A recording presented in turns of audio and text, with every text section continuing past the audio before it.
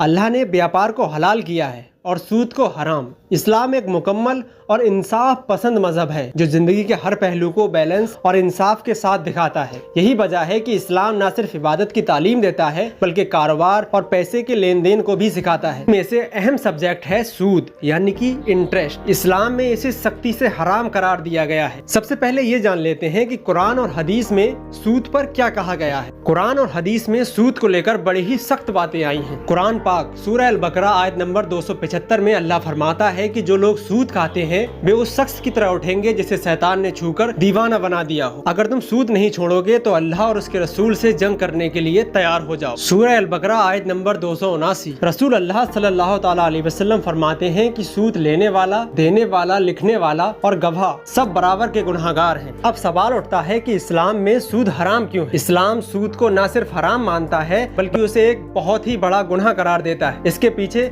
कई अहम वजह हैं। गरीबों का एक्सप्लॉयटेशन। सूद का सिस्टम अमीर को और अमीर बनाता है और गरीब को कर्ज में डुबो देता है। एक गरीब इंसान मदद की उम्मीद में उधार लेता है लेकिन इंटरेस्ट की वजह से उसका कर्ज बढ़ता जाता है, वो और गरीब हो जाता है। इस्लाम में ये मान्यता है कि पैसा सिर्फ एक जरिया है, खुद कमाई का साधन नहीं। सूद से पैसा खुद से पैसे पैदा करता है जो इंसाफ के खिलाफ है। इस्लाम में असली कमाई मेहनत और रिस्क से जुड़ी होती है जैसे कि कारोबार। समाज में असमानता। सूद के जरिए अमीर लोग बिना कुछ किए अमीर होते जाते हैं और गरीब लोग और गरीब होते जाते हैं। गरीब लोग मेहनत के बाद भी पीछे रह जाते हैं। इससे समाज में आर्थिक असमानता और तनाव उत्पन्न होता है। अब यहाँ पे सबसे अहम सवाल उठता है कि सूद का हल क्या है, यानी कि हलाल इन्वेस्टिंग क्या है। इस्लाम कभी भी कुछ चीजें सिर्फ मना नहीं करता बल्कि उसके हलाल विकल्प भी देता है। सूद की जगह कई ऐसे बिजनेस मॉडल हैं जो इस्लामिक नजरिए से जायज हैं, जैसे कि मुराबाहा। एक ऐसा बिजनेस मॉडल ट्रेड है जिसमें प्रॉफिट तय होता है लेकिन ब्याज नहीं होता। जैसे कि अगर आप 10,000 रुपए की कोई चीज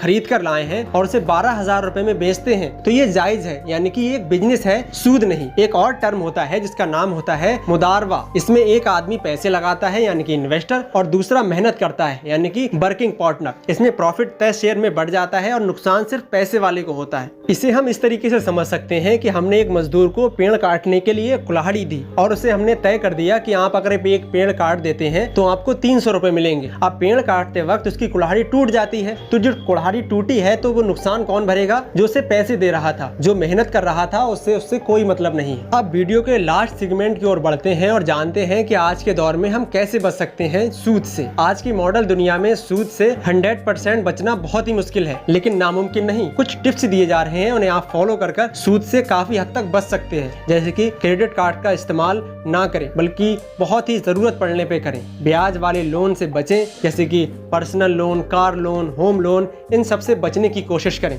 एफडी या फिर ब्याज वाली स्कीमों से दूरी बनाए रखें। इस्लामिक फाइनेंशियल ऐप और हलाल इन्वेस्टिंग प्लेटफॉर्म का इस्तेमाल करें। और दोस्तों याद रखना, कम से गुजारा करें लेकिन हराम से जरूर बचें, यही बरकत का रास्ता है। इस्लाम हमें सिर्फ पैसे कमाने के तरीके नहीं देता बल्कि बरकत के साथ कमाने की तालीम देता है। सूद की कमाई देखने में आसान लगती है लेकिन उसमें बरकत नहीं होती। अगर हम वाकई अल्लाह की रज़ा चाहते हैं तो हलाल रोजी ही हमारा मकसद होना चाहिए। आज जो इंसान हराम से बचता है अल्लाह उसे हलाल की रोजी अता फरमाता है। आपको ये वीडियो कैसा लगा कमेंट में लिखकर जरूर बताएं और प्लीज इस वीडियो को अपने दोस्तों के साथ शेयर जरूर कीजिएगा। शुक्रिया।